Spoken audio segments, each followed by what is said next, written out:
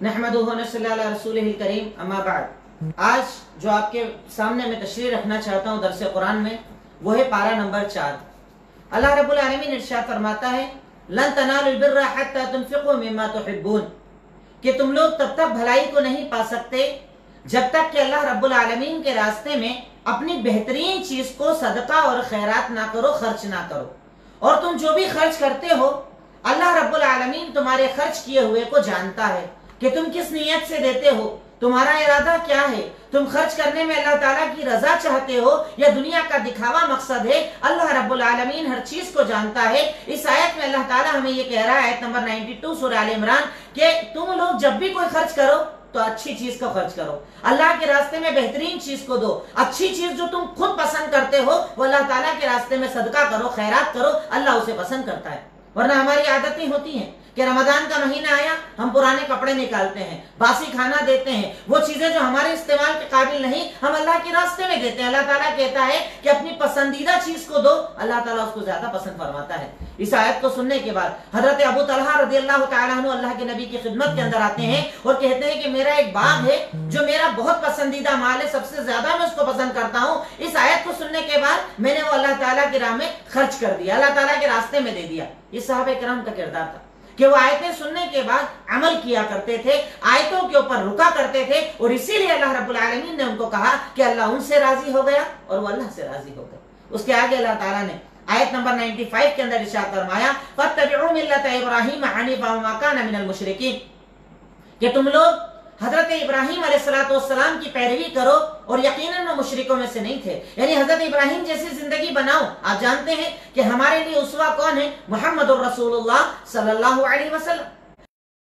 नबी को ये कहा गया और अल्लाह ताला इस आयत में हमें भी हुक्म दे रहा है कि तुम हजरत इब्राहिम को अपना नमूना बनाओ, आइडियल बनाओ, उनकी जिंदगी को पढ़ो। उनकी जिंदगी में अल्लाह ताला ने बेशुमार दलीलें रखी है, बेशुमार आयतें रखी हैं कि उन्होंने आजमाइशों को उठाया, उन्होंने घर के अंदर दावत का काम किया, उन्होंने बाप को समझाया, कौम के सामने खड़े हुए, बादशाह के सामने खड़े हुए, आग में डाले गए, बच्चे और बीवी को छोड़कर आ गए रेगिस्तान में, यहाँ तक कि कुर्बानी का हुक्म दिया तो औलाद को कुर्बान भी कर दिया। तुम उनकी पैरवी करो, उन जैसी जिंदगी बनाओ। अल्लाह ताला इस आयत के अंदर हमें इस बात का हुक्म देता है। उसके बाद अल्लाह रब्बुल आलमीन ने हज़रत इब्राहिम का जिक्र किया कि उन्होंने मक्का के बारे में क्या कहा, उन्होंने मक्का के बारे में क्या।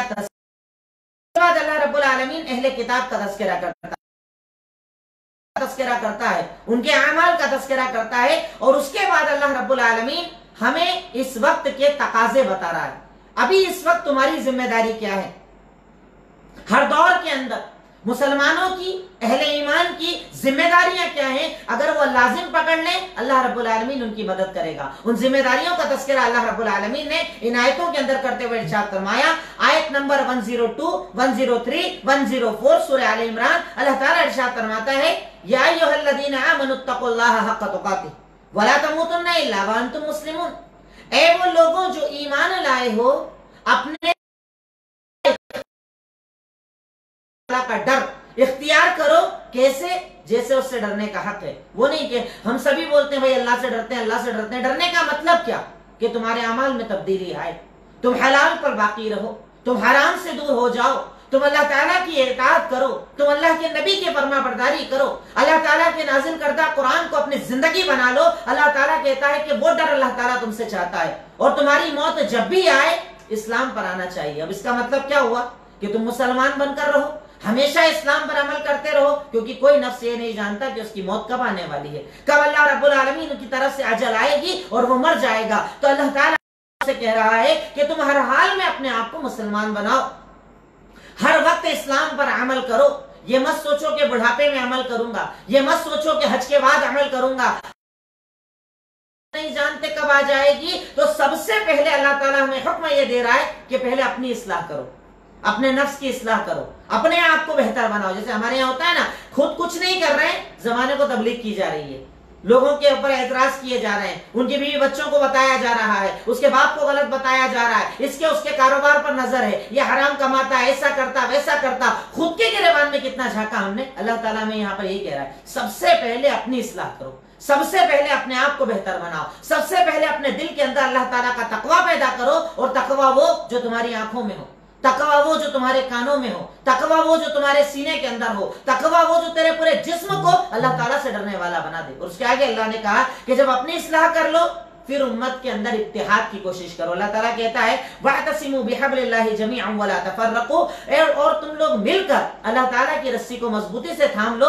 आपस में इख्तिलाफात मत करो, आपस में झगड़े लड़ाई दूर मत जाओ। और उसके बाद अल्लाह ताला याद भी दिला रहा है कि याद करो वो दिन कि जब इस्लाम आया था, उससे पहले तुम्हारे हालात क्या थे? तुम एक दूसरे के दुश्मन थे, जरा जरा सी बातों पर तुम्हारे झगड़े होते थे, तुम एक दूसरे को पसंद नहीं करते थे। पर इस इस्लाम के आने के बाद अल्लाह रब्बुल आलमीन ने तुम्हारे दिलों के अंदर मोहब्बत पैदा कर दी, तुम्हें एक दूसरे का भाई भाई बना दिया। वो लोग जो आपस में लड़ने वाले थे, इस्लाम के आने के बाद एक दूसरे के लिए कुर्बानी देने वाले बन गए। और उसकी बेशुमार मिसालें आपने सुनी होंगी कि अल्लाह के नबी ने कहा सहाबा इकराम को कि आज से तुम्हारा दीनी भाई, उसके लिए अपना घर कुर्बान कर दिया, अपना सब कुछ कुर्बान कर दिया कि अगर ये मेरा भाई, मैं इसके लिए सब कुछ देने को तैयार हूं। ये इत्तेहाद था जो उस वक्त मोमिनों के अंदर था। आज इसकी हमें जरूरत है कि हम लड़ रहे हैं, हम भिड़ रहे हैं, हम टूट रहे हैं, छोटी छोटी बातों पर हमारे अंदर इख्तिलाफात है। सगे भाई आपस में बात नहीं करते, बाप की औलाद से बातचीत नहीं है, पड़ोसियों में ताल्लुकात नहीं है, रिश्तेदारों में ताल्लुकात नहीं है, कहीं जमात के नाम पर झगड़े, कहीं मसलकों के नाम पर झगड़े, कहीं कारोबार के झगड़े। ये झगड़े इतने बढ़ गए हैं कि हम लोग आपस में एक दूसरे से दूर हो गए। और अल्लाह रब्बुल आलमीन ऐसी दूरी को पसंद नहीं फरमाता, अल्लाह रब्बुल आलमीन ऐसे लड़ाई झगड़ों को पसंद नहीं फरमाता। अल्लाह ताला कहता है कि तुम मिलकर रहो, आपस में भाई बनकर रहो, अपने अंदर इत्तेहाद पैदा करो, अपने अंदर इत्तेफाक पैदा करो। और जब तुम इत्तेहाद पैदा कर लो तो थर्ड स्टेप पर अल्लाह ताला बता रहा है वलतकुम मिनकुम उम्मतुन यदऊना इलल खैर व यामुरूना बिल मारूफ व यनहौना अनिल मुनकर व उलाइका हुमुल मुफ्लिहून, कि जब तुम आपस में इत्तेहाद की कोशिश कर लो तो अब नेक्स्ट स्टेप ये होती है कि तुम लोग दावत व तबलीग का काम करो। फर्स्ट स्टेप नहीं होती है, ये थर्ड स्टेप होती है। पहले अपने आप की इस्लाह करो, अपने आप को सुधारो, उसके बाद इत्तेहाद की कोशिशें करो, और उसके बाद तुम दावत व तबलीग का काम करो कि भलाई का हुक्म दो और लोगों को बुराई से रोको। और यकीनन यही कामयाबी है, यकीनन ये अल्लाह ताला के रास्ते में कामयाबी है, यकीनन इसी को अल्लाह रब्बुल आलमीन पसंद फरमाता है। हम गौर करें कि हमने कुरान को कितना समझा, अल्लाह ताला के अहकामात को कितना समझा, अल्लाह ताला के फरामीन को कितना समझा। अगर हमने कुरान को समझकर पढ़ा होता तो यकीनन ये कुरान हमारे लिए हिदायत होता, ये कुरान हमारी जिंदगी होता, ये कुरान हमें जिंदगी गुजारने का सलीका और तरीका सिखा देता। पर हमने कुरान को पढ़ा सिर्फ रस्म के तौर पर, इसीलिए इस कुरान से हमें कोई फायदा हासिल नहीं होता है। उसके बाद अल्लाह ताला ने इरशाद फरमाया, उन लोगों का तज़किरा किया कि जो गुनाहों के ऊपर है, खताओं के ऊपर है। फिर उसके बाद अल्लाह ताला आयत नंबर 110 आयत नंबर 110 के अंदर कहता है कि कुंतुम खैरा उम्मतिन उखरिजत लिन्नास, तुम सबसे बेहतरीन उम्मत हो जिसे अल्लाह रब्बुल आलमीन ने इस दुनिया के अंदर भेजा है। और बेहतर क्यों हो? तुम लोगों को भलाई का हुक्म देते हो, तुम लोगों को बुराई से रोकते हो, और तुम अल्लाह ताला पर ईमान रखते हो। ये तुम्हारी बेहतरी की वजह है। याद है मैंने इससे पहले कहा था आपको कि सूरह बकरा के अंदर अल्लाह रब्बुल आलमीन ने यही जुमला बनी इसराइल को कहा था कि तुम सबसे बेहतरीन उम्मत हो। पर अल्लाह ने क्या कहा कि बेहतरीन बनाने का मतलब ये नहीं कि एक बार बोल दिया हमेशा रहोगे, अगर अमल करोगे तो बेहतरीन रहोगे, वरना अल्लाह ताला ये नाम तुमसे छीन लेगा, ये नाम तुमसे छीन लेगा, ये बेहतरी तुमसे छीन लेगा। शायद उसी का नतीजा है कि आज हम जलील हो रहे हैं, चारों तरफ रुस्वा हो रहे हैं, क्योंकि हमने इस फरीजे को छोड़ दिया। हम किसी को अच्छाई नहीं बताते, हम किसी को बुराई से नहीं रोकते। अगर हमने अपना ये फर्द, अगर हमने अपना ये अमल बाकी रखा होता तो रब्बुल आलमीन का इनाम और एहसान हमारे ऊपर यकीनन होता।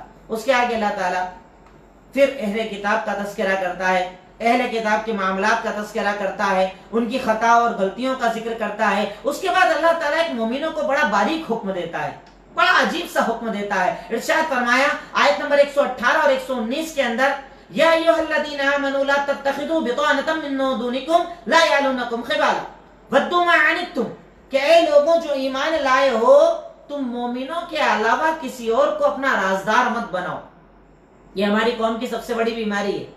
अपनों पर भरोसा नहीं करते, गैरों पर भरोसा करते हैं, अपनों को हल्का समझते हैं, अपनों से ताल्लुकात को हल्का समझते हैं। अल्लाह ताला इसकी बुराई बता रहा है कि तुम हमेशा अपना राजदार अपनों को बनाओ, मोमिनीन को बनाओ। क्यों?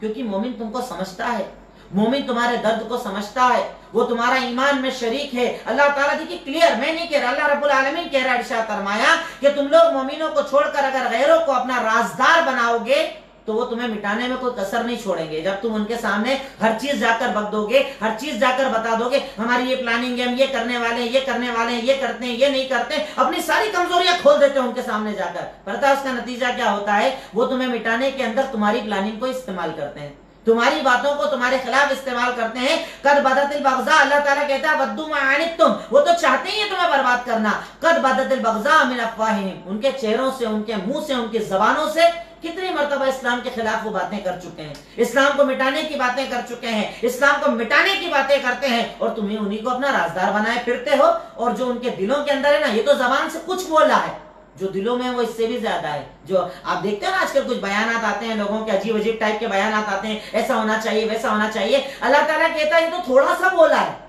جو دل میں وہ اس سے کئی گنا زیادہ ہے, جو سازشیں لے کر بیٹھے ہیں وہ اس سے کئی گنا زیادہ ہیں. تم نہیں جانتے اس بات کو, پر اللہ رب العالمین اس بات کو جانتا ہے. ہاں انتم ہاؤلائی, تم لوگ پر تمہارا پرابلم کیا ہے کہ تم لوگ ان سے زیادہ محبت کرتے ہو, مومنین سے محبت نہیں کرتے ہو. جب وہ تم سے ملتے ہیں تو بہت اچھے ملتے ہیں, پر جب تمہارے پاس سے جاتے ہیں نا تو اپنی انگلیاں چباتے ہیں, تمہارے خلاف سازشیں کرتے ہیں, تمہارے خلاف پلاننگ کرتے ہیں. اس لیے بہت زیادہ سوچ سمجھ کر اپنا رازدار بنایا کرو کہ تم نے کس کو اپنا رازدار بنایا ہے, تم نے کس کو اپنا دوست بنایا ہے. تمہیں بہت زیادہ سوچنا چاہیے اپنا رازدار کسی کو بنانے کے پہلے, کیونکہ اللہ رب العالمین اس چیز کو تمہیں سکھا رہا ہے, اس چیز کو تمہیں بتا رہا ہے کہ تمہارا اصلی دوست کون ہے, تمہارا اصلی ساتھی کون ہے, کون ہے اس بات کا حقدار ہے کہ تم اب اسے اپنا بناؤ, تم اسے اپنا رازدار بناؤ. اس کے بعد اللہ رب العالمین نے غزوہ احد کا تذکرہ کیا. شوال سن 3 ہجری کے اندر یہ غزوہ ہوا تھا. یہ غزوہ ایسے ہوا تھا کہ مکہ سے لوگ آئے تھے مدینہ پر حملہ کرنے کے لیے, مدینہ کو مٹانے کے لیے. تعداد مسلمانوں کی یقیناً کم تھی. ایک لمبا واقعہ ہے, اس کو میں نے میرے فیس بک پیج پر اس سے پہلے میں بتا چکا ہوں غزوہ احد کے تعلق سے, اگر کوئی چاہے تو نیچے اسکرال کر کے آپ ویڈیوز میں دیکھ سکتے ہیں. بہرکیف ایک واقعہ ہوتا ہے, ایک غزوہ ہوتا ہے, مومنین کی تعداد کم ہوتی ہے. اللہ کے نبی صلی اللہ علیہ وسلم انہیں لے کر احد پہاڑ کے قریب جاتے ہیں, اور وہاں پر ایک بڑا پہاڑ, ایک ٹیلا تھا جبل الرمات جس کو کہا جاتا ہے. آپ نے 50 صحابہ کرام کو وہاں پر رکھا کہ تم ہماری حفاظت کرنا, پیچھے سے کوئی حملہ نہ ہو, آگے سے ہم لوگ قتال کریں گے. اس ذریعے سے آپ نے پوری پلاننگ کی. پر جب غزوہ شروع ہوا, مسلمانوں کو ابتدائی مرحلے کے اندر فتح مل گئی, جیت مل گئی. جب جیت ملنے لگی, اللہ کے نبی نے ان 50 کو کہا تھا کہ اگر ہم جیت جائیں تب بھی نیچے مت اترنا, اور ہم ہار جائیں تب بھی نیچے مت اترنا, مطلب یہاں سے ہٹنا مت, ہٹو گے تو پیچھے سے حملہ ہو جائے گا. جیسے ہی ذرا سی جیت کو دیکھا, ان لوگوں میں اختلاف ہو گیا. کچھ نے کہا کہ اللہ کے نبی نے بولا تھا رکنے کے لیے, جب تک جنگ چل رہی, جنگ ختم ہو گئی, اتر جاؤ. نہیں مانے, کچھ رکے, باقی سب اتر گئے. اب ان کا اترنا تھا, پیچھے سے کفار نے ان پر حملہ کر دیا, زور کا حملہ کیا گیا, مسلمانوں کے پیر اکھڑ گئے. اسی غزوے کے اندر اللہ کے نبی صلی اللہ علیہ وسلم کے دندان مبارک شہید ہو گئے تھے, آپ ایک گڑھے کے اندر گر گئے تھے. پر جب اللہ کے نبی نے دوبارہ لوگوں کو تیار کیا, الحمدللہ لوگ دوبارہ تیار ہوئے, اور آخر یہ ہوا کہ کفار کو وہاں سے بھاگ کر جانا پڑا, چھوڑ کر جانا پڑا. اللہ رب العالمین نے اس پورے غزوے کا تذکرہ غزوہ احد کا ان آیتوں کے اندر کیا. اور اسی کے ساتھ ساتھ اللہ رب العالمین یہاں پر غزوہ بدر کا بھی تذکرہ کرتا ہے, غزوہ بدر کا بھی ذکر کرتا ہے. اللہ تعالیٰ اس عظیم غزوے کا ذکر کرتا ہے جو رمضان المبارک کے اندر ہوا تھا, اسلام کا پہلا غزوہ, کہ جس میں مسلمانوں کی تعداد 313 اور آپ کے مقابلے میں آنے والوں کی تعداد 1000 سے زیادہ تھی. اللہ تعالیٰ تذکرہ کرتے ہوئے ارشاد فرماتا ہے آیت نمبر 125 کے اندر, استقولوا للمؤمنین, کہ جب آپ مومنین سے کہہ رہے تھے کیا تم اس بات سے راضی نہیں کہ اللہ تعالیٰ تمہارے اوپر 3000 فرشتوں کو نازل کرنے والا ہے. یعنی اگر تم تعداد میں کم ہونا, ٹینشن مت لو, فکر مت کرو, غم مت کرو. اللہ تعالیٰ اگر تمہاری مدد کرنے پر آئے گا, وہ انسانوں کا محتاج نہیں, اللہ تعالیٰ تمہاری مدد کے لیے انشاءاللہ آسمان سے فرشتوں کو نازل کرے گا. یہ مومنین کی فضیلت تھی کہ اگر وہ ایمان پر باقی رہیں, اگر وہ قوت پر باقی رہیں, اگر وہ طاقت پر باقی رہیں, اگر وہ دشمنوں کا خوف اپنے دلوں سے نکال دیں, تو انشاءاللہ اللہ رب العالمین آسمان سے فرشتوں کو نازل کرے گا. رب وہی ہے, طاقت وہی ہے, قوت وہی ہے, وہ آج بھی نازل کر سکتا ہے, پر شرط یہ کہ تم وہ ایمان تو لے کر آؤ جو ایمان تم نے کھو دیا, جو اللہ پر بھروسہ تم نے کھو دیا, جو اللہ تعالیٰ پر توکل تم نے کھو دیا. اللہ رب العالمین نے اس چیز کا تذکرہ ان آیتوں کے اندر کیا, پورے واقعے کا تذکرہ کیا. پورے واقعے کا تذکرہ کرنے کے بعد اللہ رب العالمین ارشاد فرماتا ہے وَأَطِيعُوا اللَّهَ وَالرَّسُولَ لَعَلَّكُمْ تُرْحَمُونَ, اور تم لوگ اللہ کی اطاعت کرو, اللہ کے نبی کی فرما برداری اور اطاعت کرو. اگر ایسا کرو گے تو اللہ تم پر رحم کرے گا. ابھی ہم رحم چاہتے ہیں نا اللہ کا, پریشانی میں ہے, ٹینشن میں ہے, فکر میں ہے, غم ہے, ہم چاہتے ہیں کہ اللہ ہم پر رحم کر دے, اللہ ہمارے مسائل کو دور کر دے, اللہ اس لاک ڈاؤن کا خاتمہ فرما دے. تو اللہ تعالیٰ کہتا ہے کہ اس سے نکلنے کا ایک ہی ذریعہ ہے کہ تم لوگ اللہ تعالیٰ سے دعائیں مانگو اور اللہ اور اس کے رسول کی اطاعت کرو. وعدہ کر لو کہ اب آگے آنے والی زندگی وہی ہوگی جس پر حکم اللہ کا اور طریقہ رسول اللہ صلی اللہ علیہ وسلم کا ہے. تب اللہ تعالیٰ کا رحم ہوگا, تب اللہ رب العالمین ہمارے اوپر رحم نازل کرے گا.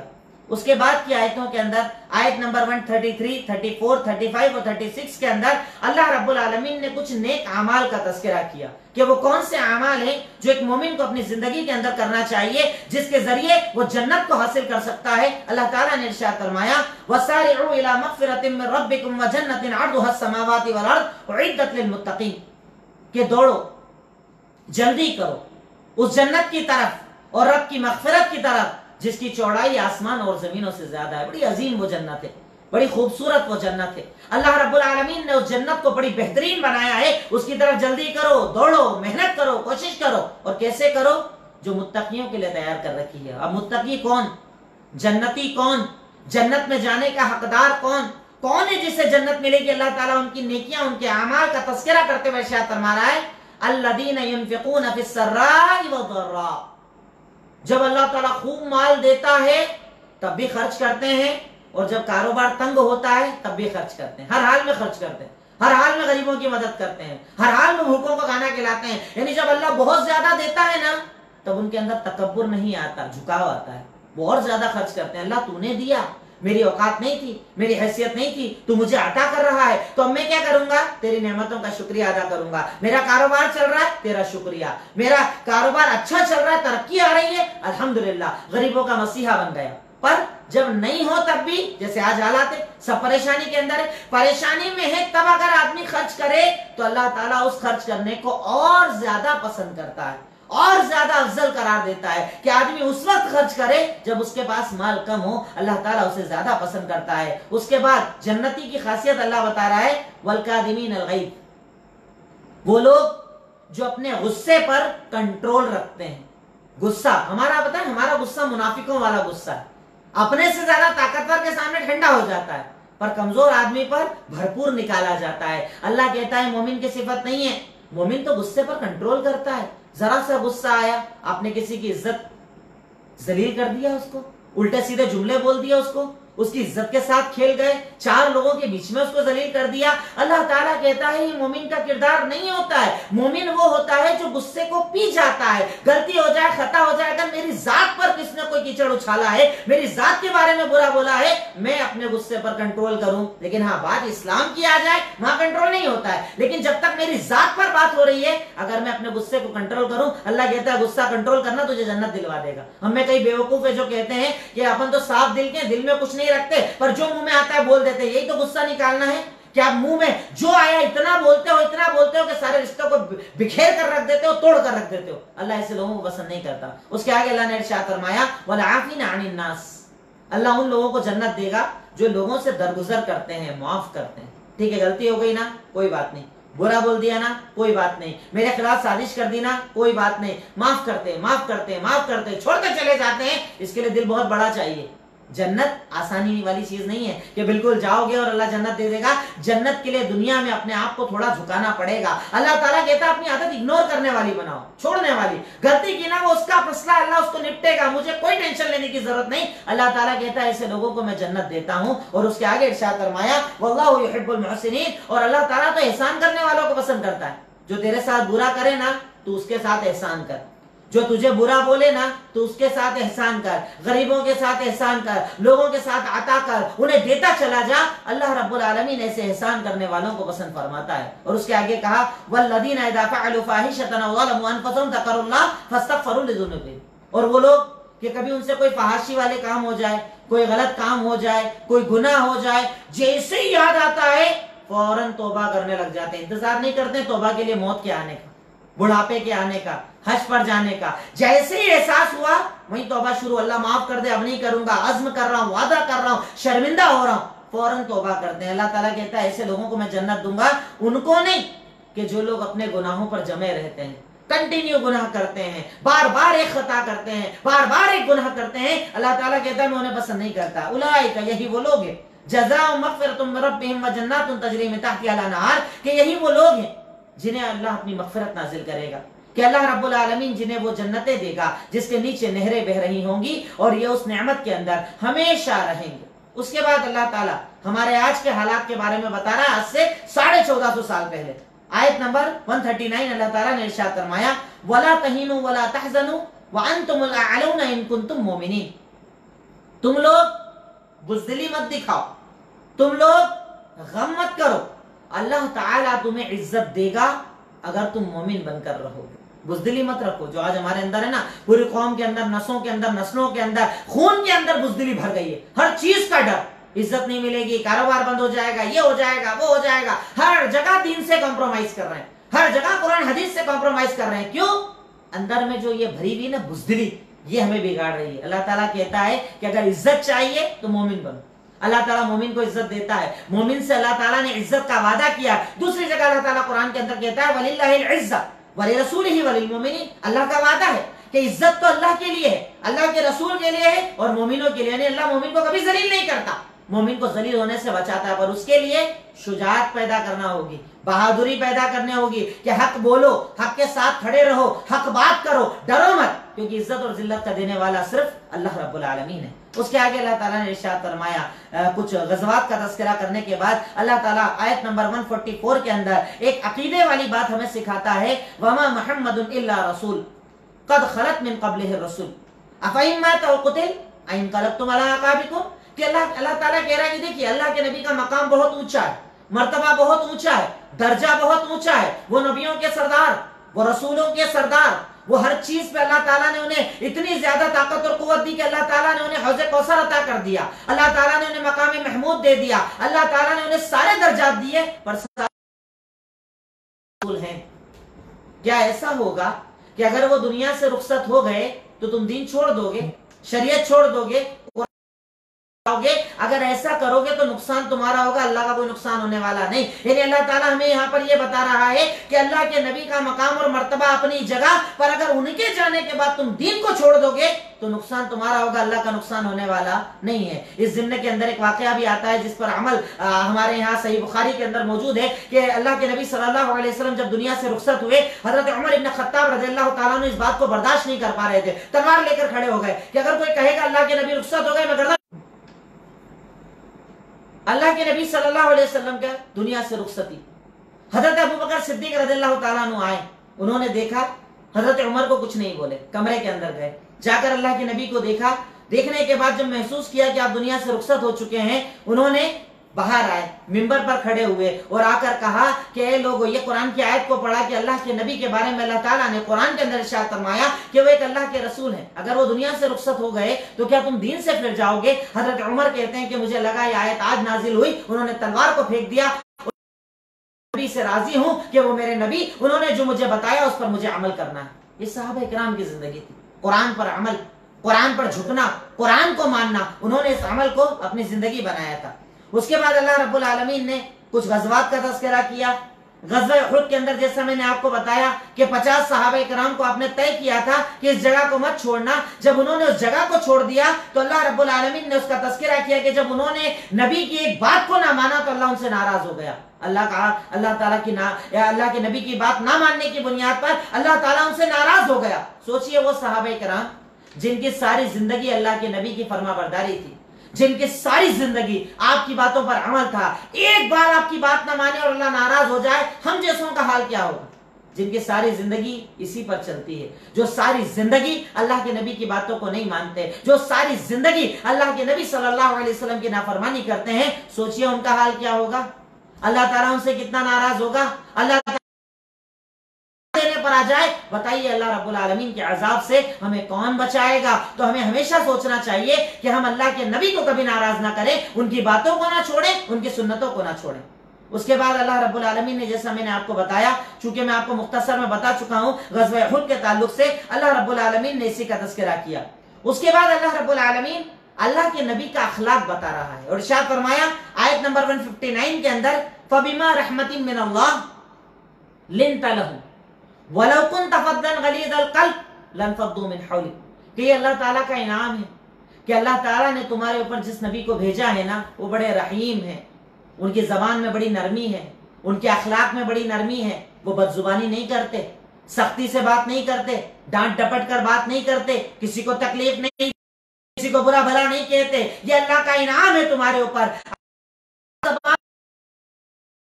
इतने सारे पैरवी करने वाले ना उनके आसपास नहीं रुकते। हमारे नबी का अखलाक था कि आप नर्म जबान थे, आपका अंदाज बड़ा नर्म था, आपका अखलाक बड़ा नर्म था, और ये आपके इस अखलाक की वजह से लोग आपसे मोहब्बत करते थे, आपसे जुड़ते थे, आपके करीब आते थे, आपसे बातें करते थे, आपकी बातों को सुनते थे, आपसे मोहब्बत करते थे। और हम उन्हीं के उम्मती। हमारे अंदर कितनी नरमी है, हमारे अखलाक में कितनी नरमी है, हमारे किरदार में कितनी नरमी है, हमारी बातचीत में कितनी नरमी है कि कई लोग तो हमको देखकर दूर चले जाते हैं। इसके पास मत जाओ, ये बदजुबानी करेगा, इसके पास मत जाओ, ये गालियां देकर बात करेगा। और उसके बाद भी हम अपने आप को मोहम्मदी कहते हैं। सोचना चाहिए हम मोहम्मदी हैं, ये अल्लाह के नबी के खिलाफ जिंदगी गुजारने वाले हैं। बहरकैफ उसके बाद अल्लाह रब्बुल आलमीन अल्लाह के नबी की बेअसत को अपना इनाम कहता है, एहसान कहता है। इरशाद फरमाया आयत नंबर 164 के अंदर, लक़द मन्नल्लाहु अलल मुमिनीना इज़ बअसा फ़ीहिम रसूलन मिन अनफुसिहिम यतलू अलैहिम आयातिही व युज़क्कीहिम व युअल्लिमुहुमुल किताब वल हिकमा व इन कानू मिन क़ब्ल लफ़ी ज़लालिम मुबीन। कि ये तो अल्लाह ताला का एहसान है कि अल्लाह ताला ने तुम्हारे दरमियान में से एक को नबी बनाकर तुम्हारे पास भेजा। और भेजने का मकसद क्या है? वो किताब को पढ़ते हैं, वो हिकमत की तालीम देते हैं, वो तुम्हारा तज़किया करते हैं। तो अल्लाह के नबी का आना अल्लाह ताला का एहसान है। इस एहसान की कदर करो, वरना अल्लाह तुम्हें किसी और उम्मत में पैदा कर देता, कहीं और पैदा कर देता, तुमको अल्लाह ताला ये फजल नहीं देता जो फजल अल्लाह ताला ने उम्मत मोहम्मद सल्लल्लाहु अलैहि वसल्लम को दिया है। तो अपना उम्मत मोहम्मद में पैदा होना भी अल्लाह ताला का एहसान है। और इस एहसान का शुक्रिया एक मोमिन को हमेशा अदा करना चाहिए कि अल्लाह ताला ने मुझे उम्मत मोहम्मद सल्लल्लाहु अलैहि वसल्लम के अंदर पैदा किया। उसके बाद अल्लाह ताला एक और चीज सहाबा किराम की खासियत बता रहा है कि कुफ्फार क्या करते थे, मुनाफिकीन क्या करते थे, मोमिनों के दिलों में डर पैदा करते थे। क्या कहते थे?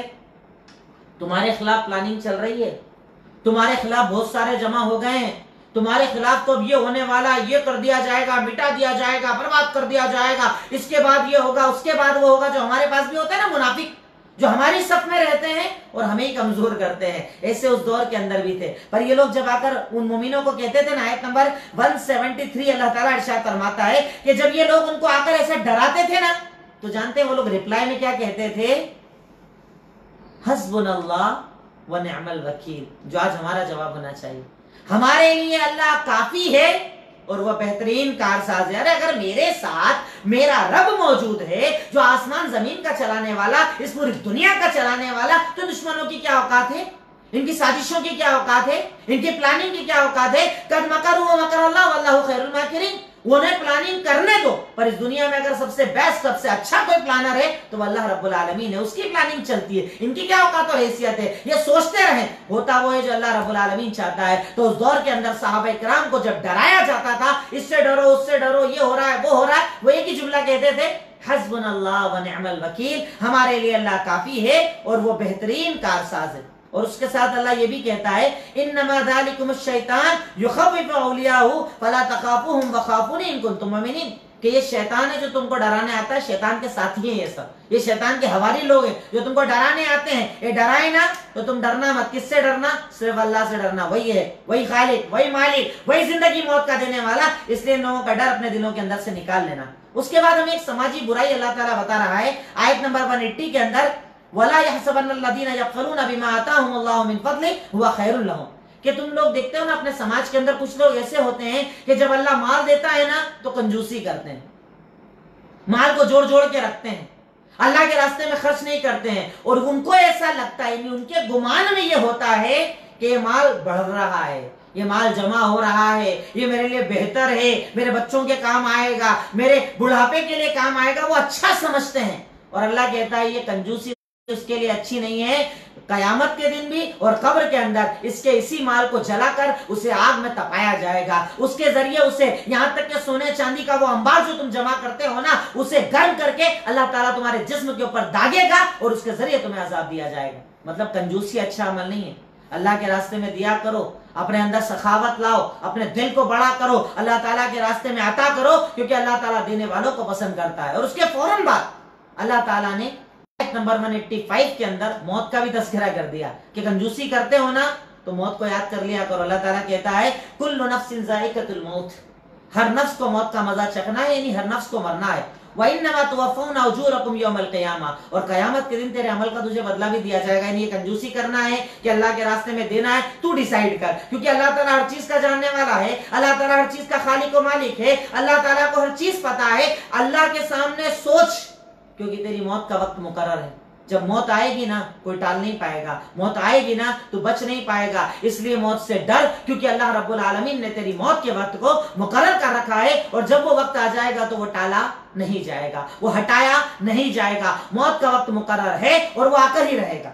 उसके बाद अल्लाह रब्बुल आलमीन ने कुछ अमाल का तज़किरा किया, कुछ अपनी कुदरतों का तज़किरा किया, और उसके बाद अल्लाह ताला मोमिनीन का तज़किरा करता है कि अल्लाह पसंद किन्हें करता है, अल्लाह ताला किन मोमिनों को पसंद फरमाता है। अल्लाह ताला इरशाद फरमाता है आयत नंबर 191 सूरह आल इमरान के अंदर, अल्लज़ीना यज़कुरूना अल्लाह क़ियामन व क़ुऊदन व अला जुनूबिहिम, अल्लाह ताला उन लोगों को पसंद करता है जो खड़े होते हैं अल्लाह का जिक्र करते हैं, बैठते हैं अल्लाह का जिक्र करते हैं, लेटते हैं अल्लाह का जिक्र करते हैं, यानी हर हाल में अपने रब को याद करते हैं। सुबह शाम के कितने अस्कार हमको सिखाए गए, सुबह ये दुआ पढ़ो, शाम को ये दुआ पढ़ो, सुभान अल्लाह, अल्हम्दुलिल्लाह, अल्लाहु अकबर, सूरह नास, सूरह फलक, छोटे छोटे अस्कार, ला इलाहा इल्ला अंता सुब्हानका इन्नी कुन्तु मिनज़ ज़ालिमीन, हस्बुनल्लाह व निअमल वकील, कितने अस्कार सिखाए गए। अल्लाह ताला कहता है मैं उनको पसंद करता हूँ जो सारे जिक्र करते हैं, सुबह शाम की दुआएं पढ़ते हैं, अल्लाह ताला को याद करते हैं। रब्बुल आलमीन ऐसे लोगों को पसंद फरमाता है।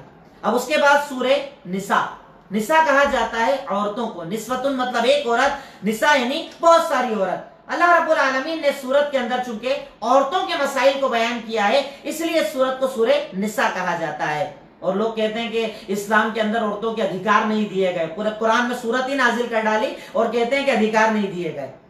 अल्लाह ताला इसकी पहली आयत के अंदर कहता है कि या अय्युहन्नासु तक़ू रब्बकुम अल्लज़ी खलक़कुम, अल्लाह ताला तुम लोगों तुम अल्लाह ताला से डरो, क्योंकि अल्लाह ताला ने तुम्हें एक नफ्स यानी हजरत आदम से पैदा किया, उनसे उनकी बीवी को पैदा किया, और उन दोनों से बहुत सारे मर्दों और औरतों को बना दिया। अल्लाह ताला कहता है कि उससे डरो, क्योंकि अल्लाह ताला तुमसे रिश्तेदारियों के बारे में सवाल करेगा।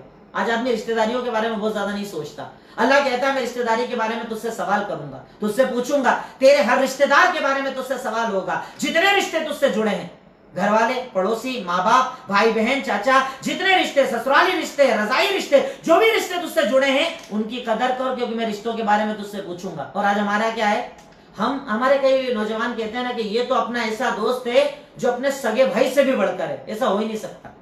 सगा भाई रहेगा, सगा रिश्ता सगा ही रहेगा, वो कभी गलत हो ही नहीं सकता, वो फेल हो ही नहीं सकता, क्योंकि उसके बारे में अल्लाह तुझसे सवाल करेगा, दोस्त के बारे में सवाल नहीं करेगा। इसलिए अपने रिश्तों की अहमियत को समझो और रिश्तों को पकड़ो और संभालो। और उसके आगे अल्लाह ताला कहता है वकान अल्लाहु अलैकुम रकीबा, और याद रखना कि अल्लाह तुझ पर जिम्मेदार है।